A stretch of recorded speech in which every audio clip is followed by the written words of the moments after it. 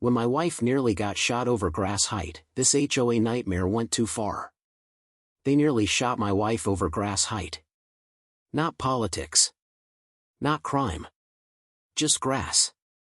Welcome to Meadowbrook Ranch, where the HOA president thinks she's Judge Judy with a tape measure and a death wish for anyone who dares let their lawn grow half an inch over 3 inches. What started as a silly citation turned into the kind of standoff you wouldn't believe, if I hadn't lived it myself. Let's just say, you never truly know who your spouse is, until a cop shows up in your barn. A fresh start on the land. 2 tours in Iraq earned me the right to live out my remaining years in peace. So when I bought 20 acres in Alabama, Meadowbrook Ranch, I thought I'd finally found that peace. It wasn't just land. It was freedom. Cattle, open space, quiet mornings sipping coffee while watching the sunrise over the pasture. My wife Kelly embraced the dream too, converting our barn into a small fitness studio where she helped local women stay strong. We weren't bothering anyone. Weren't asking for anything except the simple right to exist. That is, until Candace Monroe showed up. The clipboard warrior arrives. Candace Monroe, HOA president, self-appointed lawn enforcer, and the most terrifying woman I've ever met. She arrived at our house one Tuesday morning in spotless white tennis shoes and a clipboard so polished it could have doubled as a weapon. "Morning," she said with a smile that didn't reach her eyes. "I'm Candace Monroe from the HOA. We need to talk about your grass." Kelly stepped forward calmly. She'd learned long ago not to react to provocation, a skill that would prove more valuable than either of us realized. Our grass was 3.5 inches tall. The HOA rule? Exactly 3 inches. Yes. You read that right. 3 inches. Candace clicked around our property like she was counting calories, measuring every patch of grass like each blade was a personal insult to her vision of suburban perfection. When she finished, she presented us with a 3-page manifesto of violations that read like a declaration of war against common sense. Livestock visible from the road. Grass half an inch too high. Unapproved garden shed. Each item sounded more ridiculous than the last, but Candace delivered them with the gravity of a Supreme Court justice reading capital charges. Kelly stepped forward. "We reviewed the HOA bylaws before purchasing," she explained. "There's nothing about livestock restrictions for properties over 10 acres. Candace's smile could have frozen hell. "The rules are evolving," she said coolly.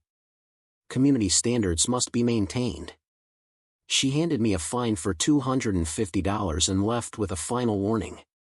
"You have 30 days to address these issues, or we'll be forced to take further action." As she walked back to her spotless white SUV, Kelly remained motionless, tracking every step with the kind of professional attention I'd seen soldiers use when watching enemy movements. "Brad," she said quietly. "That woman's not just enforcing rules. She's studying us." The war begins. Over the next few weeks, things escalated quickly. First came the fines. Then came the threats. Every time I mowed the lawn, Candace appeared like clockwork, snapping photos and muttering something into her phone. Then came the fines. First, a $250 fine for livestock exposure. Then a $500 fine for unauthorized agricultural activity, because apparently, owning cows made me a farmer now. By week 3, I had a $1,000 fine for unsanctioned structures because our chicken coop looked too rustic. Ridiculous? Absolutely. But what happened next was anything but funny. A dangerous obsession. One evening, Kelly was feeding the cattle when Candace pulled up in her white SUV. She got out, camera in hand, and started taking pictures of Kelly like she was some kind of suspect. Kelly ignored her. Then Candace stepped closer. "You think you can hide forever?" she snapped. Kelly froze. "What are you talking about?" Candace smirked. "I know who you are. And I'm going to make sure everyone else does too." That's when I realized this wasn't just about grass anymore. Candace had become obsessed with Kelly. The real story behind the fitness studio. Later that night, Kelly sat across from me at the kitchen table, expression unreadable. "Do you remember when I told you I worked in corporate security before we met?" she asked. I nodded. Well, that wasn't entirely true. She took a deep breath. I was military intelligence. Spent 10 years training special forces personnel in tactical defense, surveillance, and threat neutralization. I retired after my last mission went sideways. I stared at her. "You're telling me you used to train spies?" She gave a dry laugh. "Something like that." And suddenly, everything made sense. The way she moved. The way she watched people. The way she handled pressure. Candace had no idea who she was messing with. The breaking point. One Saturday morning, I woke up to the sound of gunfire echoing through the valley. I bolted outside, heart pounding.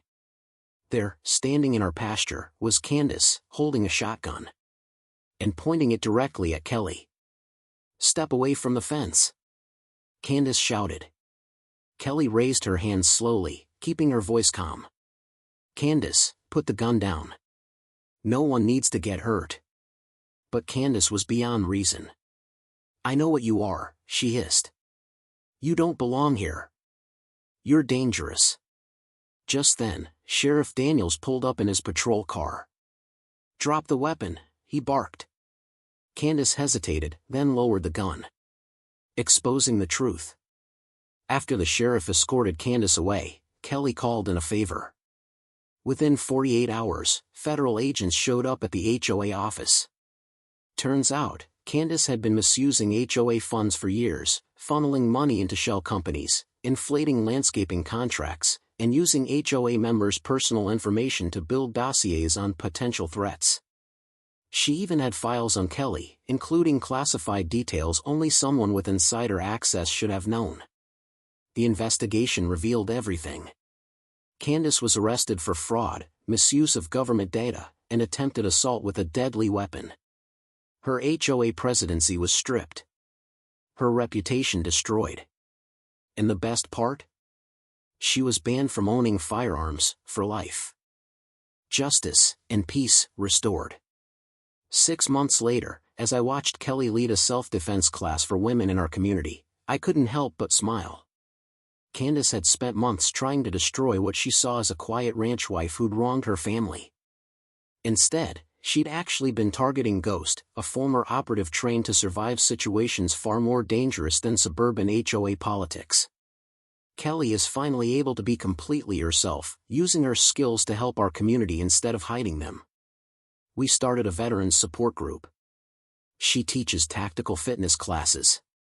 And our ranch has become a gathering place for the neighborhood with barbecues and training sessions that bring people together instead of driving them apart. When people ask me about our HOA troubles, I always end the story the same way. Sometimes the best revenge isn't getting even, it's becoming exactly who you're meant to be. And sometimes, justice just needs a little help from someone who knows how to fight the right way. Candace Monroe thought she was hunting a helpless victim. But she'd actually cornered a professional warrior who was just trying to live quietly. The moral of the story? Be very careful who you pick a fight with, because you never know when that quiet neighbor might turn out to be someone who's trained to win conflicts that matter a lot more than HOA violations. Final thoughts. If you enjoyed this underdog story, hit subscribe. More madness coming soon.